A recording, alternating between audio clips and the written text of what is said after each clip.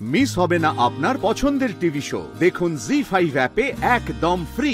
আমি না একটা ব্যাপার কিছুতে বুঝতে পারছি না, এই ল্যাপটপটা এটো হলো কি করে কাকিমা? পুটিতে এক্ষুনি তোমাকে ওই টেবিলটাতে ডিম ভাজার বাটিটা রাখলো না, রেখে খাওয়ালো না তোমায়? হ্যাঁ, আমি তো হাত ধুয়ে এলাম আর ওই টেবিলটাও মুছে দিয়েছি। টেবিলটা ভেজা ছিল বলে আমি ল্যাপটপটা এই চৌকিতে রেখে কাজ করছি। ব্যাস তাতেই হয়ে গেল।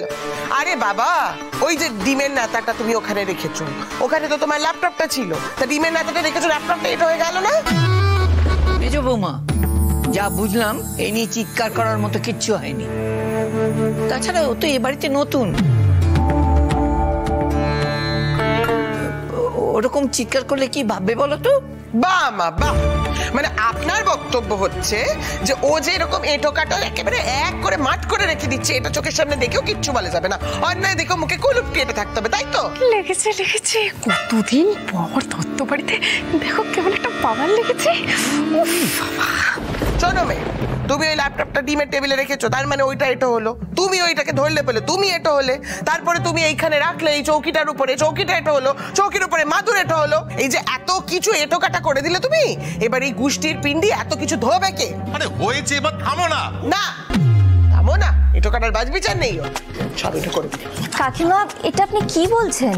এভাবে এটো কি করে হয়? ওই প্লেটটা তো টেবিলের ওপরে রাখা ছিল, আমি প্লেটটাকে কলতলে নামিয়ে এসেছি, হাতও ধুয়ে নিয়েছি, টেবিলটা মুছে দিয়েছি, তাহলে এটো কি? এই যে শোনো, একদম ভুজুং ভাজুং দেওয়ার চেষ্টা করবে না আমাকে। এই যে গোষ্ঠী জিনিস এটো করেছো, এগুলোর কি হবে এবার জবাব দাও। কাকিমা প্লিজ, আপনি এত উত্তেজিত হবেন না। আপনি যেভাবে বলছেন সেই অনুযায়ী তো ল্যাপটপটা টেবিলের ওপরে ছিল, সেটা যদি এটো হয়ে যায় আমি এখন কি করব বলুন? আমি এখন ল্যাপটপটাকে জলে চুবিয়ে ধোবো? চলে উল্টাছে, বুঝতে পারলি? এই যে একদম ট্যাকস ট্যাকস করে আমাকে তুমি কথা শোনাতে আসবে না। তোমাকে কে কি বলেছে, কে কি বুঝিয়েছে আমার জানার দরকার নেই, কিন্তু এটা আমার বাড়ি। এই বাড়িতে যদি তুমি এটো কাটার বিচার না মানো, তাহলে কিন্তু আমি তোমাকে ছেড়ে কথা বলবো না বলে দিচ্ছে। এই মেজো বউ, অত বড় বড় কথা বলেন না তো, এটা তোমার বাড়ি, এটা সবার বাড়ি, চুপ করে থাকো। আজ তো আমায় কেউ কোনোভাবেই চুপ করাতে পারবে না দাদা। এই মেয়েকে আজ আমি বাগে পেয়েছি। আগে বলে তো আমাকেই উল্টে দু চারটে কথা শুনিয়ে দিত, এখন তো আমি ওর বাবার বন্ধুর বউ। আজ যখন খাপে পেয়েছি, হয় কাঁদিয়ে ছাড়বো না তাড়িয়ে ছাড়বো। কি হলো দাঁড়িয়ে আছো কেন ঠেটার মতন? কেন করলে তুমি? উত্তর দাও। মা, তুমি কেন এরকম করছো বলো তো? কাকিমা প্লিজ, আপনি একটু শান্ত হন না। না, শান্ত হতে পারবো না, কারণ এই সংসারে আমি খেটে খেটে মরি, ঠিক আছে? খেটে খেটে মরি আমি।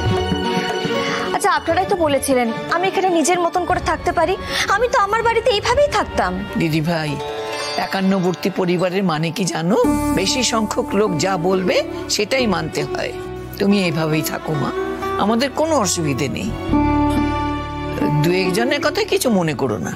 শুনুন মা, আপনি ওকে যা খুশি বলুন, যা খুশি বোঝান, কিন্তু ওর এই আচরণগুলোতে আমার অসুবিধা আছে মা।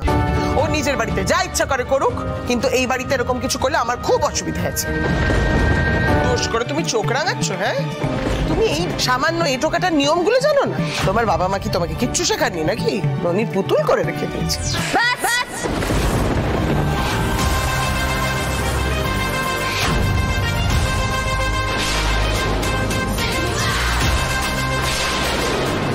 দিলেন তো তারটা কেটে?